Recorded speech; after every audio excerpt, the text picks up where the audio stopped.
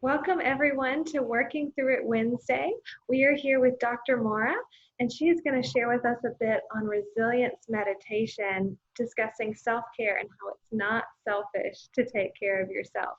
We're so thankful to have you. We're with the Behavioral Alliance of South Carolina, and you're coming to us all the way from up north. So thank you for joining us and sharing a little bit of your expertise. Just to introduce you, Dr. Maura is a licensed psychologist. She's a mindfulness teacher, researcher, and author of Resilience Building Schools for At-Risk Youth. She received her bachelor's from Yale University. From the Catholic University of America, she received her PhD and her postdoctoral training from University of Maryland, Baltimore Center for School Mental Health. After living and working overseas in Ethiopia and Haiti for 7 years, developing a therapy and meditation practice focused on boosting people's resilience in challenging conditions, she returned home to Maryland, where she lives with her husband and 3 young daughters. During the pandemic, she's recorded quite a few resilience meditations each week to help people, and personally has helped me develop resilience in these stressful times. So I'm so thankful that you're here to share with us, and I'll hand it over to you. Thank you so much, Erin. It's really good to be with you. Thanks for inviting me. And I'm really excited and happy to be able to share how we can all build our resilience during challenging conditions, because for sure we are living through a time of unprecedented, stressful conditions that are sustained. We have not only the public health crisis and the pandemic and the shutdown and all of the stress from that, but financial upheaval, reckoning with race in our country. You know, there are just layers upon layers of stress, in addition to what personally you may be weathering as you go through this time. And so the key lesson in resilience can be really helpful to keep in mind, because we are all challenged to find our path through this unprecedented time of sustained stress. And we need to find our path and be able to navigate without burning out. And so that is the key lesson of resilience, and that's what we will be addressing briefly today. Just I'll give a brief introduction, and then we're going to cultivate our resilience experientially with a meditation. So the key lesson of resilience is that when there are more stressful conditions weighing down on us, and I kind of use this to almost convey this stress is raining down on us in our lives, we have to weave in more supports, not less.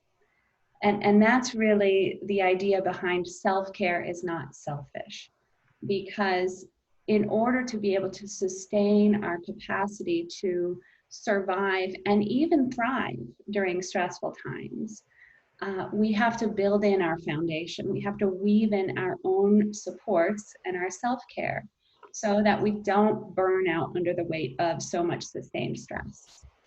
And that's really the key. So, and that's the other key part of resilience, is not only that when there are more stressors, we must weave in more supports, not less, but also that resilience implies strength through adversity. And that is so important for us to remember, that we actually have a capacity to find silver linings in this time by nurturing our resilience. We have the capacity to grow in strength, in wisdom of and clarity of what is really important in life, and we can do that better if we can, again, build in our capacity for resilience. So resilience is strength through adversity, it's growth through adversity. So that's really what I wanted to highlight for you, the importance of nurturing and attending to our resilience. So how do we build resilience? Well, it's about weaving in our supports, and it requires knowing what we need. And there are commonalities that can help all of us. They can include walking in nature, which is an especially helpful thing during this time. Being out in nature, going for a walk, doing some exercise, having a Zoom coffee with a friend, or even a socially distant walk, because social connections are also an important piece of building resilience, and that has been strained during this time. But attending to our faith, our spiritual development can also be really important in whatever way, and meditation can be a really helpful way in with that as well. It's in a way a type of centering prayer. So no matter what your particular faith or religion is, it can be a helpful place, again, to kind of get quiet and listen for wisdom and compassion to emerge. So whatever we're navigating, we are trying to build in our supports. And meditation is exceptionally helpful as a resilience tool, and that's what we'll be focusing on today. Meditation actually helps us to come down out of the stress response. So when we have all these sustained stressors in our life, it can kick us into what's called a chronic stress response, where our nervous system is activated when we're in a sympathetic, what's called the sympathetic nervous system response, which is really the fight, flight, freeze stress response. And we may experience just a greater sense of irritability, agitation, hypervigilance, kind of always being on alert, just feeling kind of like we're racing in mind and in body. These are some internal tells that we're kind of in this revved up fight, freeze stress response. So meditation is wonderful because it helps to bring us out of the more activated stress response into the parasympathetic nervous system, which is the soothing, centering, calming, healing nervous system. And that's a wonderful tool to be able to have to nurture our own resilience, is learning how to do that for ourselves. So again, I kind of use these gestures. When we're in the activated place, we are in anxious mind, and you may notice we have the perfect conditions for anxiety right now. We have tons of uncertainty. We have lots of stress built in. We don't know when we're going to emerge from this. So there's so much uncertainty. And when there's uncertainty, there's anxiety. And when there's anxiety, we are racing. We are in anxious brain, spinning from thing to thing, lots of worries, lots of what ifs, lots of ruminations. We are up here.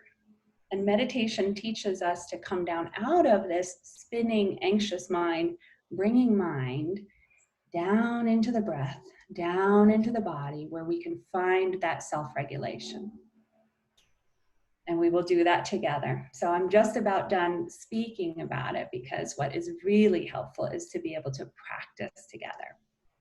And the final thing I'll say about meditation in terms of resilience is that it does show that when research shows that when we meditate, we actually bring about changes in our brain that, and especially in the prefrontal cortex area, which is responsible for executive functions like attentional focus and emotional regulation. So it helps those parts of the brain. It also decreases the size of the amygdala, which is kind of the fight, flight, stress center of the brain. So just by practicing, each time we practice meditation, we actually have the power to make shifts in our brain that can persist over time, that help us to be more present in the here and now, more self-compassionate, and more emotionally regulated. So enough talking. Let's go ahead and begin. Let's practice together. We're going to build our resilience together in this short meditation. So I invite you to find a comfortable position for yourself, one where you can sit with a sense of groundedness, or you might lie down. So just taking a moment to find your comfortable position, sitting, lying down. You might even be walking if you're listening to this on headphones rather than watching it on a screen. Well, all of those are wonderful ways to practice meditation. Shake out any wiggles, just kind of, and if it feels comfortable and you're in a place where you can do so, you can gently close your eyes. It's just a way of helping to screen out the distractions of the visual field and tune in more to our inner world. We're going to begin with a bell.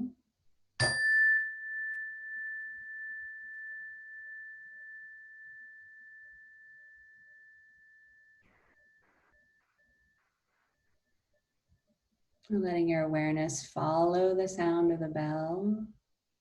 And then as the bell fades away, we can bring our awareness into other sounds that are happening in this moment.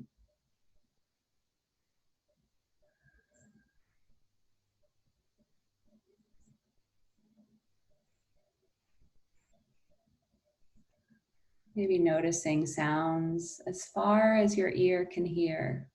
Really letting your awareness expand outward to include sounds as far as you can hear.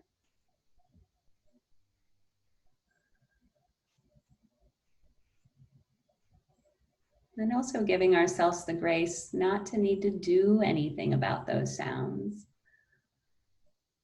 especially for busy moms like myself and like you, Erin, I believe. We can get pulled into the distractions and the noise around us, get pulled into the doing mode.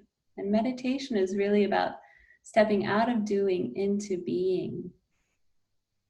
This more open and receptive way of being present with whatever is emerging, but letting go of the need to do something about it, just for a few minutes.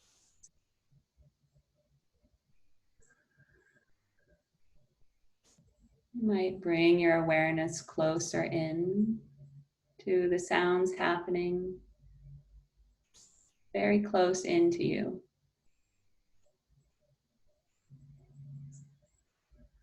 Including the sound of your breath that's happening in this present moment.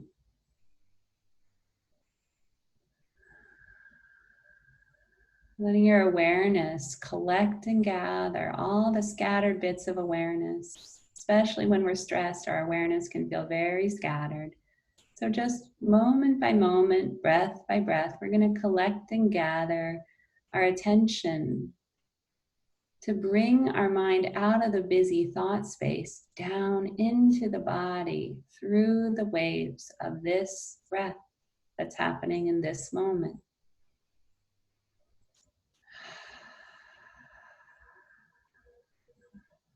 And you might invite a few deeper breaths, especially letting the exhale be fuller and deeper.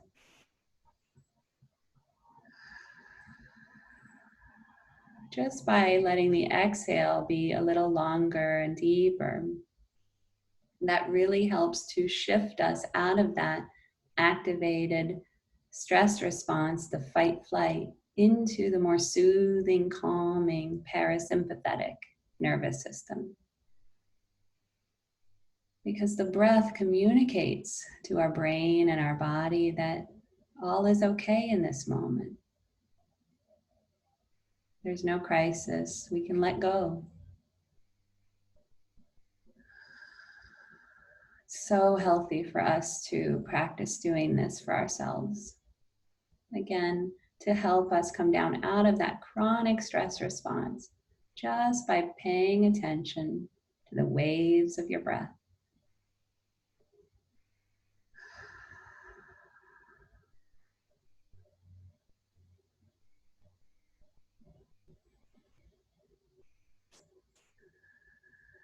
You may notice, especially when you're anxious or if you're really struggling with uncomfortable emotions, that it can be very difficult to come into the waves of the breath, or that it may feel uncomfortable to do so. And that's totally fine to notice. It's no problem. You might use sounds as your anchor for your present moment awareness. Or you might even practice bringing your awareness into your hands. The hands have so many nerve endings, and we can really practice waking up into the body, into this present moment through sensations in our hands, our palms, the tips of our fingers. Maybe even having a moment of gratitude and appreciation for all that our hands do for us in the course of a busy day. All that they do for us and all they do for others. Just appreciating the strength in your hands. Noticing sensations of aliveness or tingling, or warmth, whatever.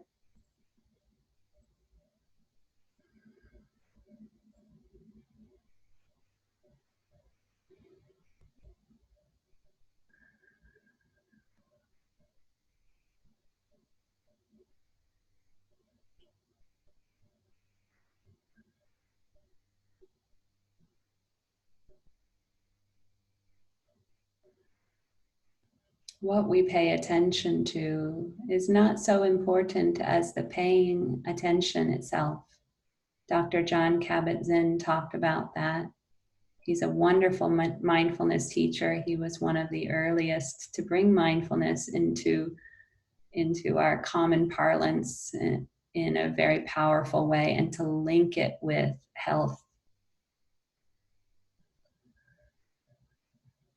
And he says that it's not so much what door we come through to experience awareness. We might enter through the door of our breath, the breath that is always happening in this moment.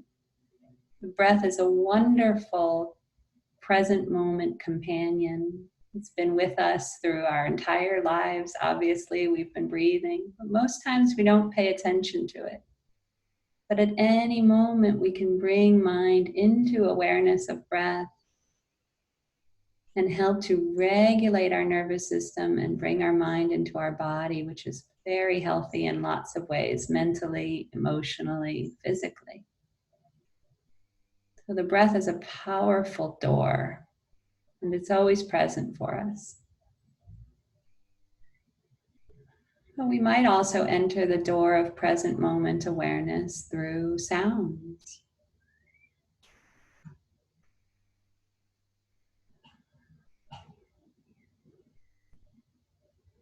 The sounds that are continually changing moment by moment. There's always something new to pay attention to.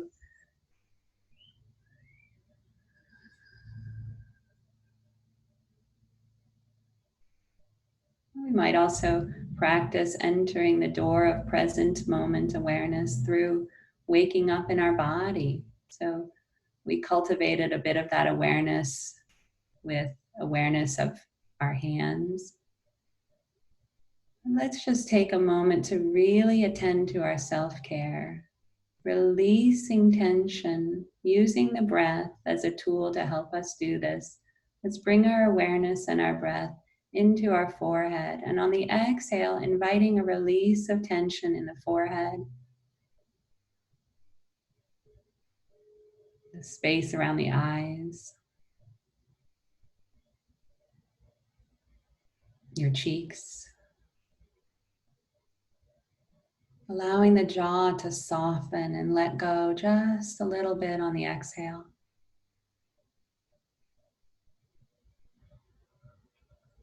Part of practicing a meditation is we're really developing our self-awareness and our self-compassion. We are practicing present moment awareness and also practicing being with whatever is happening just as it is. Accepting, letting go, greeting with kindness what arises. So letting go of tension even in your mouth. Practice letting go of tension at the root of the tongue. It's an act of kindness and self-care to let go of tension in our bodies. Breathing in and out, inviting a letting go of tension in your neck. Maybe even doing a few gentle neck rolls. Really being present with the sensations of movement. Noticing any pockets of tension and just inviting a bit of a release.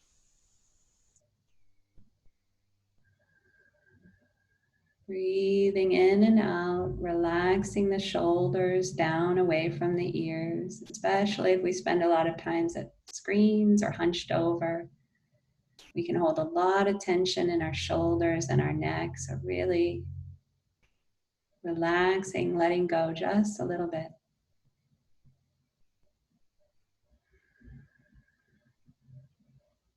And finally, following the breath down into the chest so that it almost feels as though the breath is emanating from and being received back into the heart itself, the heart space.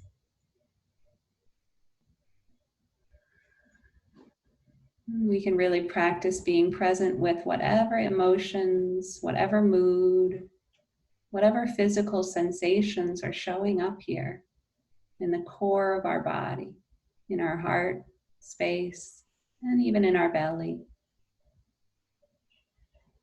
Just allowing the breath to flow more freely, like an ocean wave, not to get rid of anything, but really almost to saturate and be present with what is here, letting our awareness be able to hold whatever our experience is with gentleness, compassion, without judgment.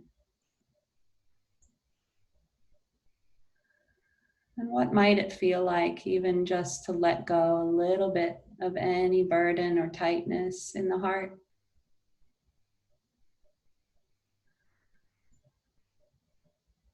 Might even bring your hand to heart center for a moment. Mindfulness or meditation is all about, there's another word for mindfulness really, it's called heartfulness, maybe a more accurate translation of the original term in a way. Because it really is about integrating mind into body and heart. When we can bring mind, body, and heart together in the same place at the same time, it's one of the most powerful ways that we can be present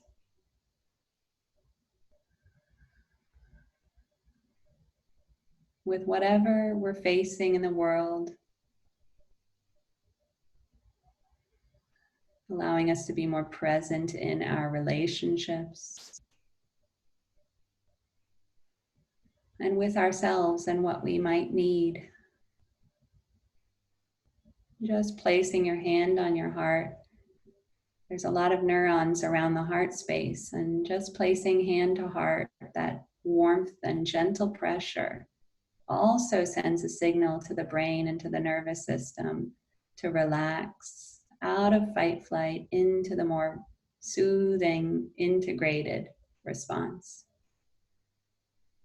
Reducing the fear centers in the brain just with this simple gesture we can do.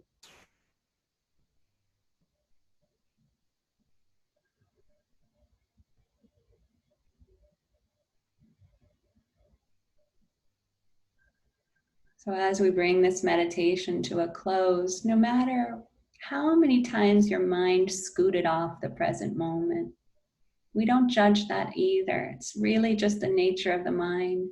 And this practice is all about just taking it one breath at a time. Every time we relax our mind open down into our body through the waves of the breath, we strengthen this mindful muscle. We reap the benefits. So even if you spent just one breath or 3 breaths in conscious awareness, it's time well spent in nurturing your own resilience, one breath at a time.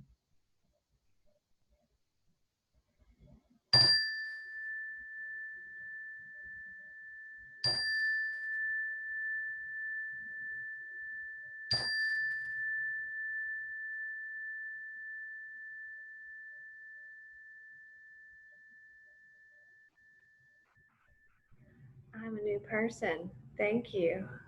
I feel so calm and relaxed, and I know you've been doing this for a while, but you really are an amazing meditation leader. Thank you. Thank you, Erin. So, just a few questions for you. How long have you been practicing meditation? I actually began practicing when I started my clinical practice many years ago in Baltimore now, about 12 years ago, because I was going through stressful change in my life and doing work that required a lot of emotional focus and was stressful in its way for sure, just to be present with others. And so wanting to find ways to nurture myself without burning out. And when we went overseas, I wanted to find a meditation group similar to what I had found, but it wasn't that available. It was hard to find something like that. So I happened to be reading a book called A Mindful Nation at the time, which is by Congressman Tim Ryan, who practices meditation a lot and brings meditation into Congress. He actually invites people to practice, in which I think we could all benefit from. But he encouraged you to kind of take a step and start a group. And I thought, well, I'll do that. So I began teaching while I was overseas. And then when I started my own clinical practice there, I would weave in meditation as a way of helping people boost their resilience, so that instead of just coming to a therapy session and leaving and kind of coming back each week, you could water a seed within you that would help during the week to withstand stress. So that's where it came from, and it continues to develop. And I use it often in my work now, with struggling to launch young adults who are feeling very stuck in their lives, and also with busy moms who are totally stressed out and just need a break. Right. I use it, I need it. So doing these resilience meditations helps me find a sense of grounding and connection as well. Thank you so much for sharing. I've benefited from your YouTube videos that you've uploaded. Would you mind to just share with people a little bit about how they can find more information from you if they'd like to access some more meditations and things? Absolutely, of course. And thank you for asking me. I've been working on my website this week even, so I'm excited. It's kind of a new launch in a way. It's www.therapeuticmindfulness.com. So kind of long, but the two words, therapeutic mindfulness. And there you can find information. I have uploaded all the resilience meditations that I've done once a week during the shutdown. You can find them there. You can also find more information if you are at all interested in working with me as a therapist. I do video therapy. So during this time I do video therapy, and also what I now call walk and talk sessions. So we can't meet in person, but we can get out and even multitask on our self-care by getting some exercise and having a therapy session over the phone. So those are some possible options, but you can find more information at the website if you're interested. Wonderful. Thank you so much for sharing. I can't wait to share this with everyone through the Behavioral Alliance of South Carolina on our website and YouTube channel. And also, I'm sharing this with friends and family because it is something that's so important and necessary. And I really appreciate you being here to just share your light and a little bit of resilience with all of us. Oh, I greatly appreciate that, Erin. And I'm so glad that to be a little bit of a help in this time is really my heart's goal in a way. And so I really appreciate that. Thanks for spending time with me today, connecting. Talk to you soon. All Bye-bye. right, take care. Be well. Bye-bye.